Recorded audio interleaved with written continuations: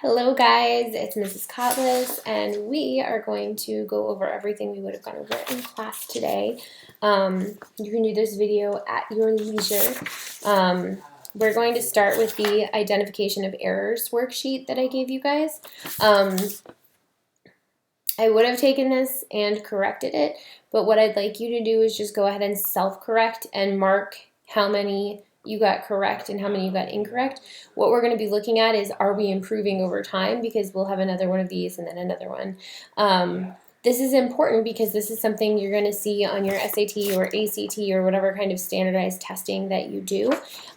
So I just want you to have the practice getting good at it. Okay? So for number one, illiteracy is an enormous problem. It affects millions of people worldwide and is an impediment to social progress. You should have selected problem, and you should have selected problem not because the word is wrong, but because the use of a comma is wrong. So what should have been used here is a semicolon. And what they did was they tried to use a comma to connect two complete sentences, and you can't do that. It's just not allowed in the English language. So that creates something called a comma splice, which is where you tried to take two complete sentences and put them together with a comma, which is a no, should have been a semicolon. You should have selected problem for number one. Number two, the company president has taken steps to ensure that she can handle the pressures and anxiety associated with the job, including joining a yoga class and enlisting the support of a network of friends. For this one, you should have selected including. And the reason is because including appears to modify job. So the last noun that's mentioned takes the modifier, and the last modifier is job, and it should refer to steps, so it's a misplaced modifier. If you are not, number three, if you are sure that you are in the right, you would not mind an independent examination of the case. So the if clause here, if you are sure that you are in the right, is in the present tense. Okay, so you will not mind, because that would be in the present tense. Okay, so you should have selected would not because it should be will not. Number four, the union insisted on an increase in their members' starting pay and threatened to call a strike if the company refused to meet the demand. Okay, so the union is singular, there is plural, problem. Television viewers claim that the number of scenes depicting alcohol consumption have increased dramatically over the last decade. Okay, these ones have a tendency to get me because I like it better with have.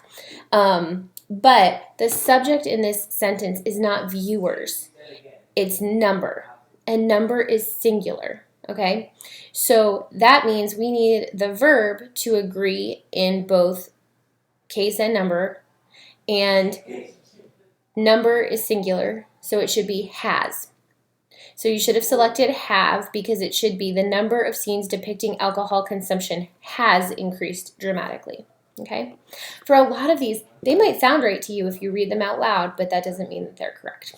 Okay, number six, employees with less personal problems are likely to be more productive.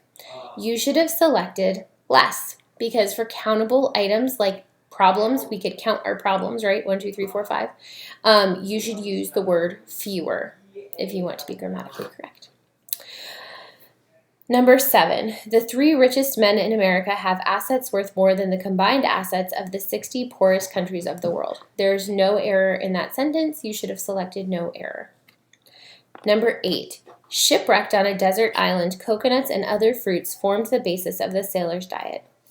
You should have selected shipwrecked, and here's why. This is called a dangling modifier because the only thing for shipwrecked to modify is coconuts. The subject of the sentence is coconuts. The coconuts are not shipwrecked, right? So we have a dangling modifier that has nothing to modify, and that's not okay. We don't ever want anything dangling in our sentences, okay? No participles dangling, no modifiers dangling. There will be no dangling in our sentences. So what you would need here is like, when he was shipwrecked on a desert island, coconuts and other fruits formed the basis of the sailor's diet, okay? Number 9, 50% of the people alive today have never made a phone call, but 30% still have no electricity connections to their own homes. You should have selected but. We're not making a comparison here. It should be and or in addition. And so that's an incorrect conjunction. It's putting the sentences together in an incorrect way. 10. The rhododendron, which ornaments so many English gardens, is not native to Europe. You should have picked no error. 11. The farmer should not have been so careless as to leave the door of the house unbolted when he had gone to bed. There's no reason to use the past perfect here, so you should have selected had gone to bed, which should be went. I'm sorry, Riley is in the other room still on his Zoom call with Mrs. Noe and yelling very loudly. Number 12. A census of the island revealed a population of only 10,000 people. This one's tricky because it doesn't seem that there's anything wrong, but they would like for you to pick people because people is redundant. And it's redundant because a census is of people, a population is of people, and so at the time when you say 10,000 people, you're being redundant. Number 13, the engineer, who is renowned for his ingenuity, has designed a very unique cooling system for our new plant in Spain. That's number 13. You should have selected very unique because you can't have something that is very unique. It's either unique or it's not unique. It's just like you can't use like more superior or more the best. Like if something is superlative, then it can't be more superlative. So this is an incorrect superlative. Number 14, shoes of those kind are bad for the feet. Low heels are better. So in this one, again, we've got a disagreement about the modifier and the subject. So kind is the subject, and it's singular. So it should be shoes of that kind, not shoes of those kind. So you should have picked those for 14. Number 15, my father saw how much Uncle Tom was enjoying his early retirement, and so he decided to do the same. Okay, this is another tricky one because you know what this sentence means, but it's still incorrect. And it's incorrect because it's ambiguous. The same in this sentence would seem to imply or infer that your dad decided to enjoy Uncle Tom's retirement. Uncle Tom was enjoying his early retirement, and so Dad decides to do the same, which would seem to imply that he decided to also enjoy Uncle Tom's retirement, which is incorrect. So what it should say here is something along the lines of, so he decided to take early retirement also, or something that's a little bit less ambiguous about the actual meaning. Even though you would understand this in spoken conversational speech, it's incorrect in the grammar, okay? If you have questions about any of these, let me know. I know these are hard, okay? And so what I want you to do, give yourself an honest number here. I'm not collecting this number from you. I'm not going to see you. So just go ahead and give yourself an honest, like I got 5 out of 14 or 15, sorry. I got 5 out of 15 correct. And then on the next sheet, let's see if you can do better. Okay, now that you know a little bit more what you're looking for, which could be punctuation, it could be grammar, it could be word usage, it could be anything. Now that you know a little bit better what you're looking for on sheet 2, which I'll send out today, see if you can do better. And that's what we're looking for. We're looking for progress. Okay? So now let's go on to poetry. Okay? So for today, I would like to talk about 2 different types of poems. And the first this is going to be a studies and contrasts. So the first type of poem I would like to talk about is the limerick. And limericks are short, they're 5 lines, and they're comical. You kind of want people to laugh at your limericks.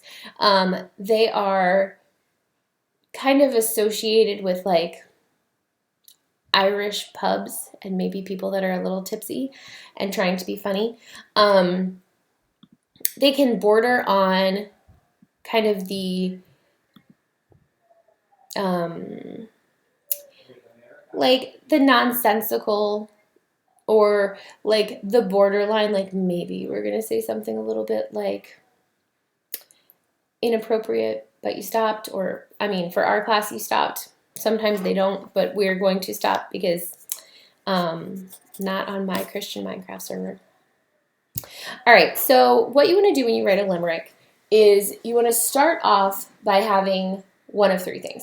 So thing one is the name of a person. It could be you, it could be someone else, but you want the name of a person. The second option is to start with the name of a town, city, country, name of a place.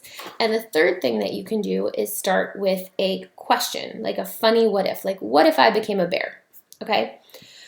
And the rhyme scheme for a limerick is A, B, B, A.